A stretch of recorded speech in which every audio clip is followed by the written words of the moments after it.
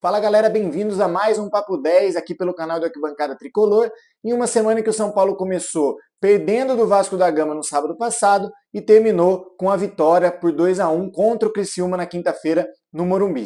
Então, sem muita enrolação, vamos começar falando do primeiro jogo dessa semana, que foi no sábado passado, São Paulo 1, Vasco 4, né? Um São Paulo ali que já vinha de uma derrota contra o Cuiabá no Morumbi na outra semana, em um jogo assim bem abaixo em termos de rendimento, né? Acabou perdendo por 1-0 do Cuiabá, foi para São Januário, pegou um Vasco totalmente em crise, a torcida sem apoiar, né, tinha mais ou menos 3 mil pessoas ali, 3 mil torcedores do Vasco no estádio. O São Paulo consegue fazer um gol relativamente no começo do jogo ali e depois simplesmente abdica de jogar, né? O Vasco aos poucos foi acreditando no jogo, o São Paulo recuou demais, em vez de acelerar algumas jogadas e tentar fazer mais um gol, mais dois gols, voltava, dava toque para trás, sem muita velocidade, sem muito interesse no jogo, não sei se menosprezando de repente ali a equipe do Vasco, e aí o Vasco acreditou no jogo, o São Paulo foi deixando o Vasco gostar da partida, ter um pouco mais de espaço,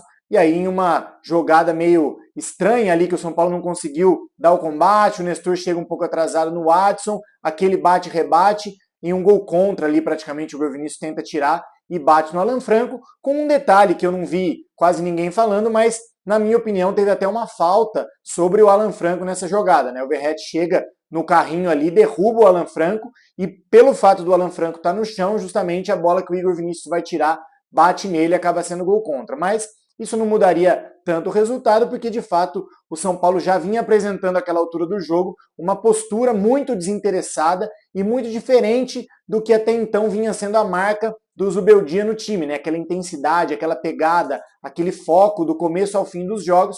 E assim como a gente já tinha visto, né, em jogos anteriores em que o São Paulo abria o placar e dava uma amolecida assim no jogo, como aconteceu, por exemplo, contra o Cruzeiro e também contra o Corinthians, depois da derrota para o Cuiabá, que essa postura se repetiu, contra o Vasco foi a mesma coisa, o São Paulo acabou tomando um empate nessa jogada totalmente estranha ali, como eu disse, da forma que aconteceu, e aí, como se não bastasse, faltando 1 minuto para acabar o primeiro tempo, assim como também já havia acontecido na Neoquímica Arena contra o Corinthians, o São Paulo, em mais um episódio de desatenção, acaba conseguindo tomar um contra-ataque do Vasco, né, um time ali, faltando 1 minuto para acabar o primeiro tempo, cedeu o contra-ataque para o Vasco, em 2, 3 toques eles estavam na cara do nosso gol e conseguiram a virada do placar. Com isso, o Vasco, que estava totalmente desacreditado e com os torcedores ali presentes vaiando o time, passou a acreditar no jogo.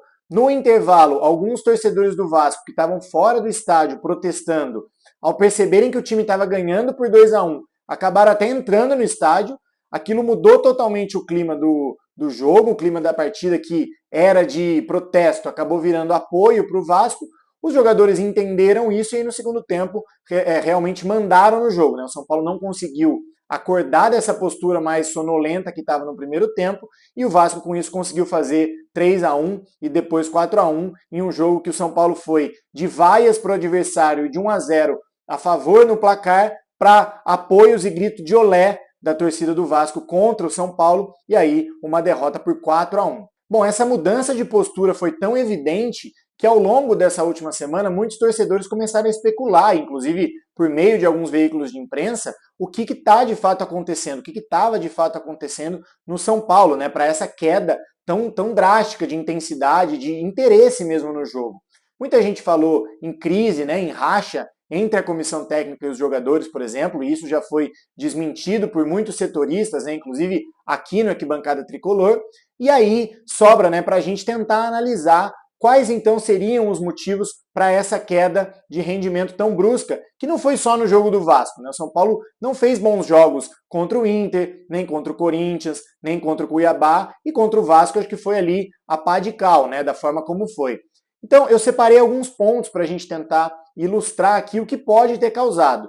Já adianto que eu não acho que nenhum desses pontos isoladamente teria força suficiente para derrubar tão abruptamente o rendimento do time.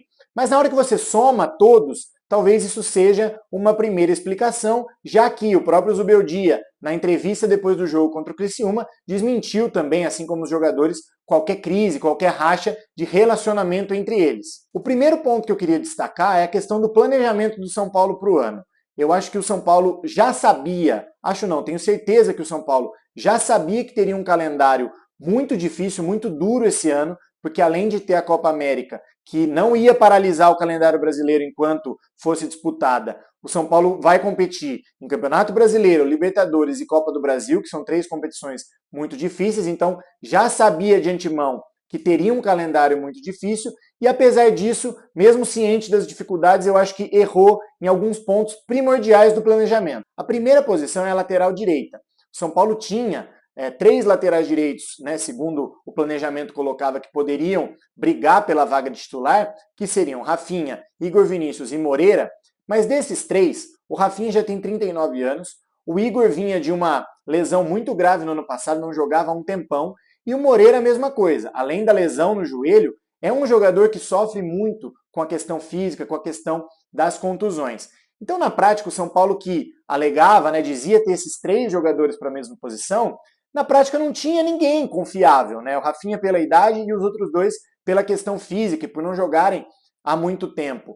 E aí, por exemplo, tinha o Natan no ano passado, e eu não estou aqui discutindo se o Natan seria a solução dos problemas, eu sei que tem limitações, etc., mas é um jovem, um jogador muito forte fisicamente, que segurou o Rojão no ano passado enquanto São Paulo precisou de lateral direito. São Paulo entrega praticamente de graça ao Natan para o Red Bull Bragantino, e aí fica na lateral direita com essa carência.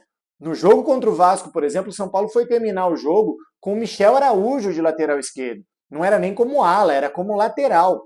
E isso escancara, não tem como um time do tamanho do São Paulo, para um campeonato tão competitivo quanto o brasileiro, terminar com meia esquerda jogando de lateral direito da forma como foi. O Igor Vinícius tem que jogar todas as partidas, naturalmente existe uma oscilação, até gerada pelo desgaste físico excessivo, porque ele tem que jogar todas, gera também uma queda de rendimento. O Moreira e o Rafinha ainda não estão à disposição, e isso também torna evidente um erro do planejamento da diretoria para essa posição. Na lateral esquerda é basicamente a mesma coisa. O São Paulo demorou, tem toda a questão da renovação do Wellington que a gente já trouxe aqui. O Caio Paulista saiu daquela forma como foi em dezembro do ano passado, e o São Paulo simplesmente ficou inerte, né? Ficou sem tomar nenhuma providência para repor a saída do Caio Paulista, que até então era o titular da equipe, né? O São Paulo não conseguiu renovar com o Wellington, não conseguiu trazer uma reposição, nunca confiou tanto no Patrick para ser esse cara, esse reserva que conseguiria segurar a bucha ali, de repente, numa necessidade de uma Libertadores ou um jogo maior, apesar de o Zubeldia já estar dando um pouco mais de rodagem para ele, né, no Paulista, que talvez seria a oportunidade perfeita, o Carpini não fez isso.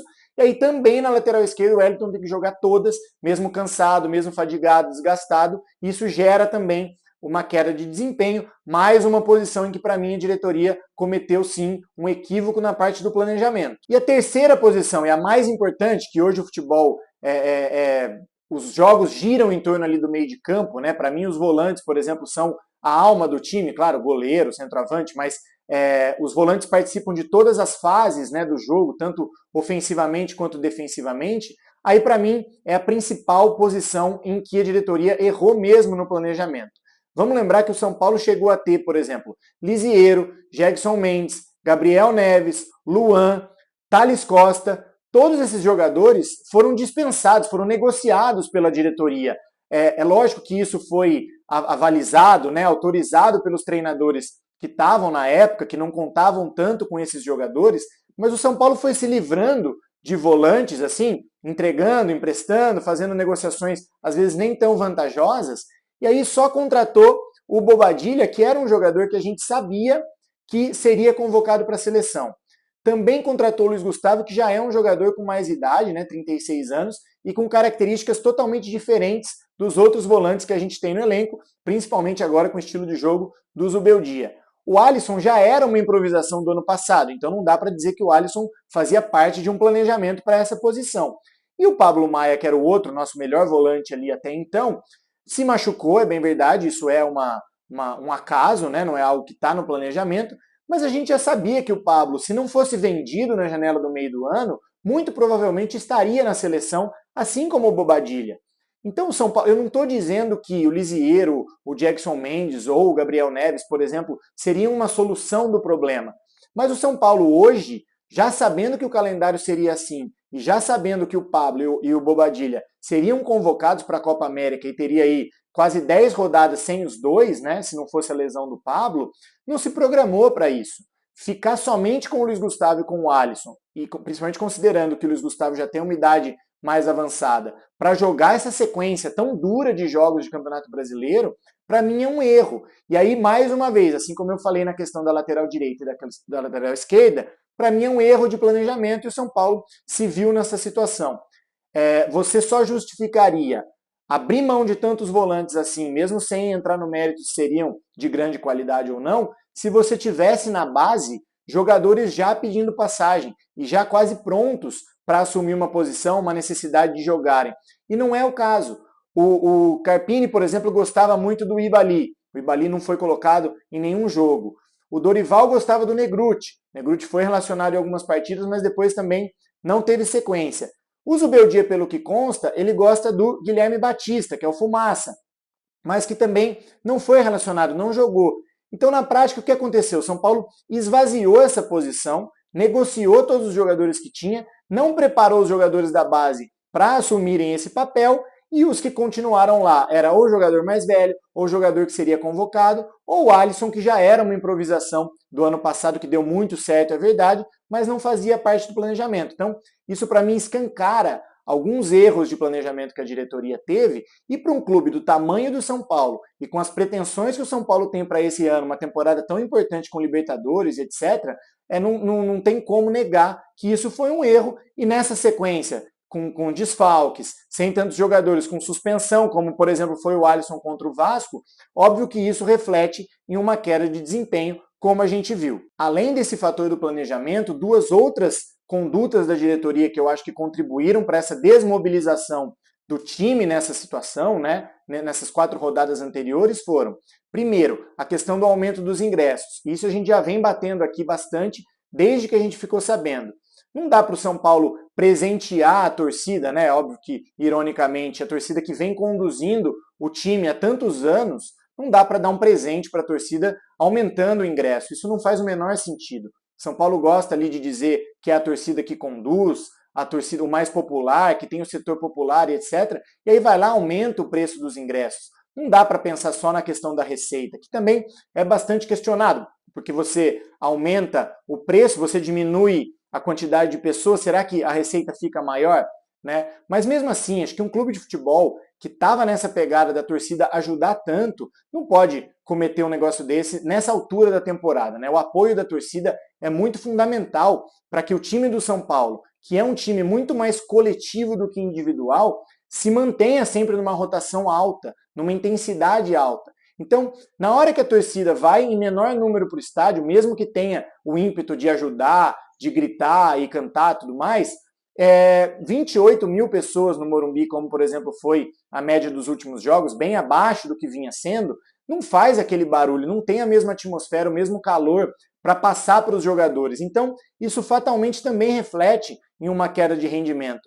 E não só isso, né? Esse aumento de preço veio num cenário em que o Casares, que é o presidente do São Paulo, simplesmente fez isso e foi embora. Foi embora para os Estados Unidos ser chefe da delegação do Brasil na Copa América. O São Paulo vem sofrendo com questões de calendário, é um time que não joga no horário nobre ali das 4 da tarde no Morumbi desde a final da Copa do Brasil no ano passado, vai jogar no domingo contra o Bahia, é verdade, mas olha o intervalo que ficou sem jogar.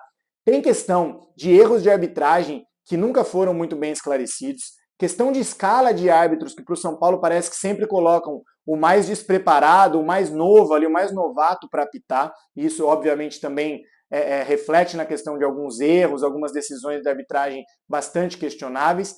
A questão do calendário, o São Paulo fez essa sequência anterior de 4 jogos em 10 dias, sempre com um intervalo mínimo de 2 dias entre um jogo e outro. Então, quer dizer, a diretoria passou despercebida em relação a isso e não fez nada para mudar. E aí, mesmo com esse contexto, e somando ainda o fato de a CBF ter levado o Dorival da forma como levou, né, como um ato de autoridade ali do Edinaldo, que estava suspenso por uma liminar judicial, uma decisão judicial, no dia que volta, resolve demitir o Diniz e já contratar o Dorival. Então, para mim, aquilo foi mais uma demonstração de autoridade do que qualquer convicção no trabalho do Dorival, minha opinião pessoal. E aí o São Paulo, que sempre foi vítima de toda essa questão, depois o Dorival ainda leva 3 ou 4 chefes de departamento do clube, convoca o Rafael, que é o goleiro titular do São Paulo, para ser o terceiro reserva da seleção, e mesmo considerando tudo isso que eu falei, o Casares, em vez de bater o pé e trabalhar nos bastidores e mostrar um certo inconformismo com essas situações todas, não. Ele sai do São Paulo, aumenta os ingressos e vai embora para os Estados Unidos colocar ali a camisa da CBF, e não sei sinceramente nem qual é a função dele ali. Então assim, essa desmobilização geral, planejamento, aumento dos ingressos e a ida do presidente, para mim, não são coincidências, né? Não é uma coincidência que isso tenha vindo justamente no momento em que o time teve uma queda tão brusca de rendimento. Bom, feita essa grande explicação, né, que pode justificar aí a crise, o momento de crise que o São Paulo enfrentava, a gente entrou em campo na quinta-feira contra o Criciúma, dentro de casa, e aí assim, meio que não importava tanto como, mas o São Paulo tinha que conseguir um bom resultado para espantar de vez a crise, né?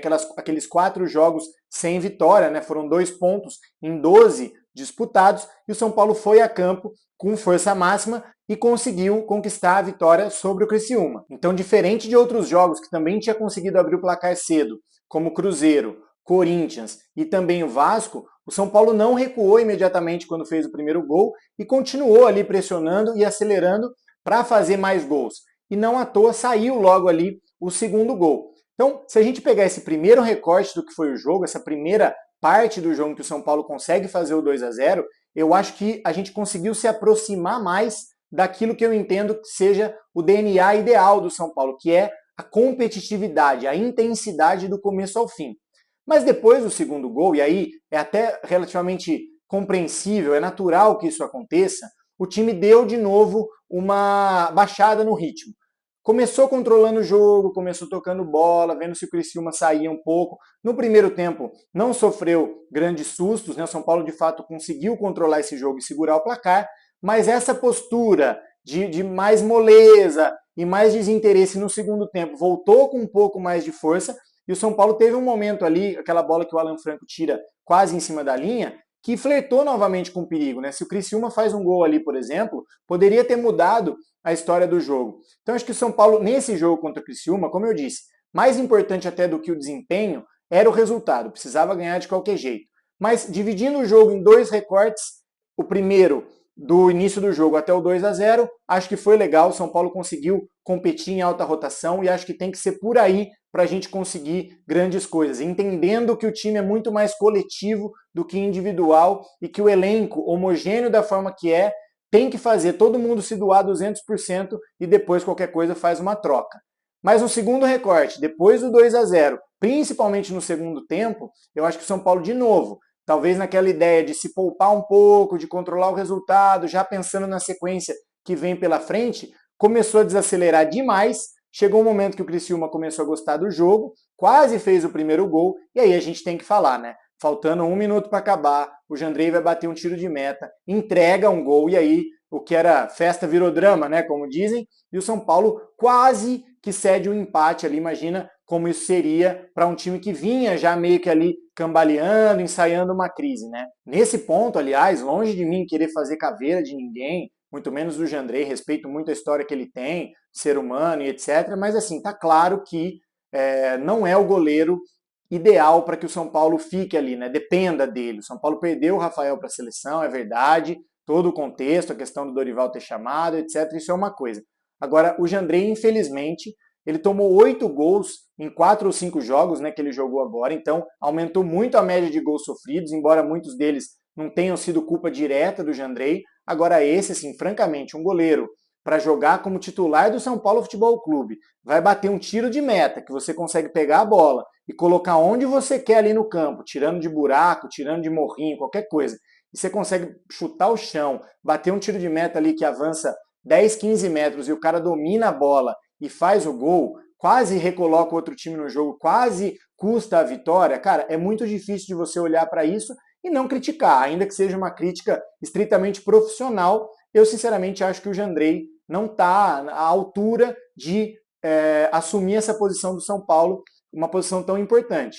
A lamentação é que a gente teria na reserva do Jandrei o Yang, que é um goleiro, apesar de ser muito alto, muito promissor, tinha bons jogos na base, nunca fez um jogo no profissional. Então, é um ponto para o São Paulo abrir o olho, porque eu acho que, ao mesmo tempo que a gente não pode queimar o Jandrei, porque provavelmente ele vai ser o goleiro titular no domingo de novo contra o Bahia, a gente tem que ficar de olho e não normalizar tanto essa situação, deixar passar batido. Então fica aqui o meu ponto de crítica, mais uma vez, estritamente profissional em relação ao desempenho do Jandrei para ser o titular agora do São Paulo, enquanto o Rafael está na seleção. Bom, galera, era isso, as considerações que eu tinha para fazer sobre essa última semana do São Paulo, o jogo contra o Vasco, a postura do time, os possíveis motivos dessa crise que o São Paulo iniciou ali nessa semana, com muito burburinho, as entrevistas, a reação contra o Criciúma, que foi uma reação mais de resultado contra o desempenho, mas legal, a vitória veio, acho que isso que importa. O São Paulo volta a ficar ali na primeira página na tabela. É verdade que alguns times que estão para trás ainda têm jogos a menos, então o São Paulo poderia eventualmente perder posições, mas é importante somar pontos, Campeonato Brasileiro, campeonato de pontos corridos, e a gente espera que amanhã, domingo, às 16 horas, no Morumbi, contra o Bahia, que é um time muito bom treinado pelo Rogério, o São Paulo, sem o Zubeldia, que está suspenso pelo terceiro cartão amarelo, possa de novo entrar em campo, entendendo que é um time muito mais coletivo do que individual e que precisa manter essa intensidade alta. Espero que com o Morumbi mais lotado, apesar da questão dos ingressos, e que a gente consiga fazer um bom jogo contra o Bahia e sair mais uma vez com a vitória.